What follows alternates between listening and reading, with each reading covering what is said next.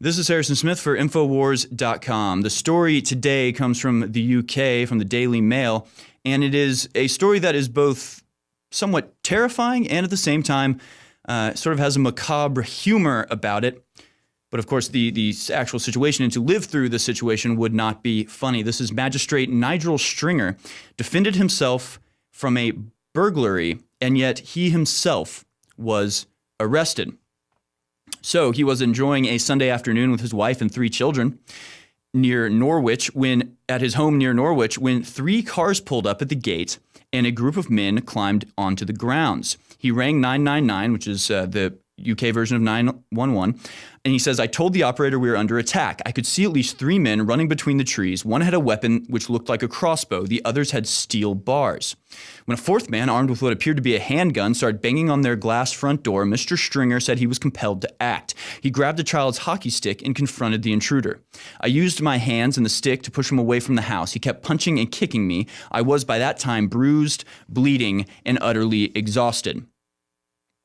So that's an incredibly brave thing for this man to do. He was trying to defend his family, his wife, his daughters, and sons from this attack. 3 cars full of men, all simultaneously jumping his fence or breaking through a hole in his fence and trying to attack his family. Later, there was found a very large butcher knife on the scene. He says they had a crossbow of all things, which shows you what happens when you get rid of guns. But here's the real thing.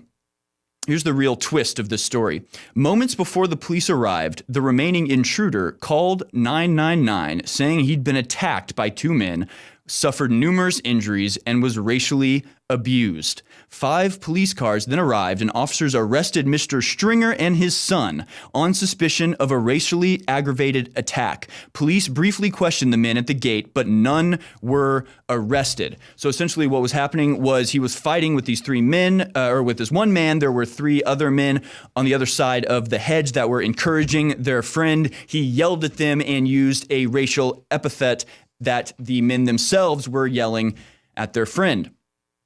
And that is what the man was arrested for. A magistrate defending his family against an armed gang who stormed his home ended up being arrested himself and accused of racially aggravated assault. Police detained Nigel Stringer for 3 hours, and he remains under investigation while the gang, believed to have been armed with a gun, knives, metal bars, and crossbow, were allowed to leave. So he says, can you imagine? Can you imagine being attacked by a gang? You fight them off while you're waiting for the police to come.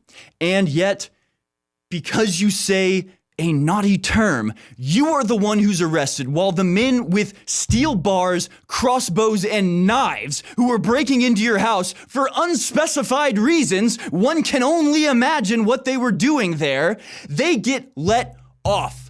Completely let off. They are able to walk away from the scene of the crime while the home owner who was defending his family and property is arrested that day. He also says, in detaining us, the police left my wife and my daughters unprotected with some of the gang still in and around the garden. That's right. He and his son, who were there bodily defending their property and their family, they were removed while the men who'd been breaking in were left in and on the property of which the now undefended women were still inhabiting.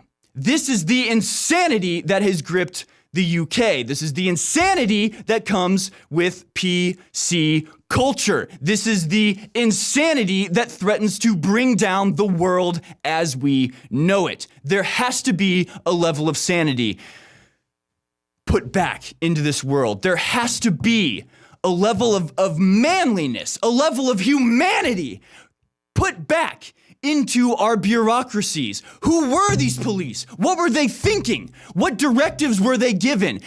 Are they really told? Are they given workshops that say, if somebody gets broken into, their house gets broken into, and yet they call that burglar a naughty name, they're the real criminals? This is insane. This is not manageable. This can't continue. Something has to break. Something has to end this type of illogical pursuit. And it is. The people in Britain are rising up. The people in Britain are fighting back. I'll do a full report on this tomorrow with the arrests from Tommy Robinson. There have been attacks of people finding these grooming gang perpetrators and doling out a little bit of vigilante justice.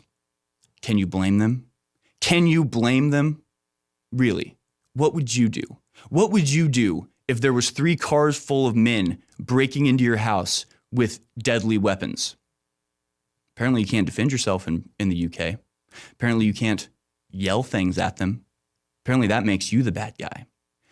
Guess the only thing you can do, sit back, let them take whatever they want, let them do whatever they want to your wife and to your daughter, and apologize to them because you're white. That's wrong.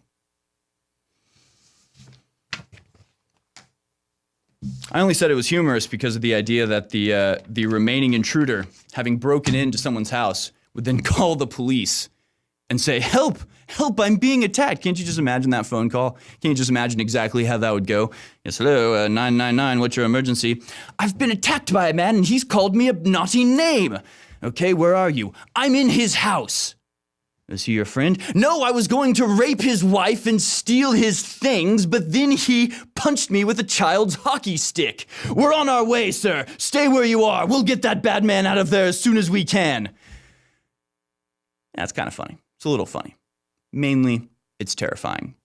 Principally, it's a reason to revolt. In reality, it's an unsustainable situation that the Western world finds itself in. It will not be sustained. It will either change, and the Western world will thrive and break out of this dark age and go on to colonize the planets, or it will give in, and in order to get rid of our first world privilege, we'll just go ahead and become third world. We'll go ahead and let criminals do whatever they want. We'll go ahead and let lawlessness reign and let good men die. Those are our options. Hope we make the right choice. For Infowars.com, this has been Harrison Smith.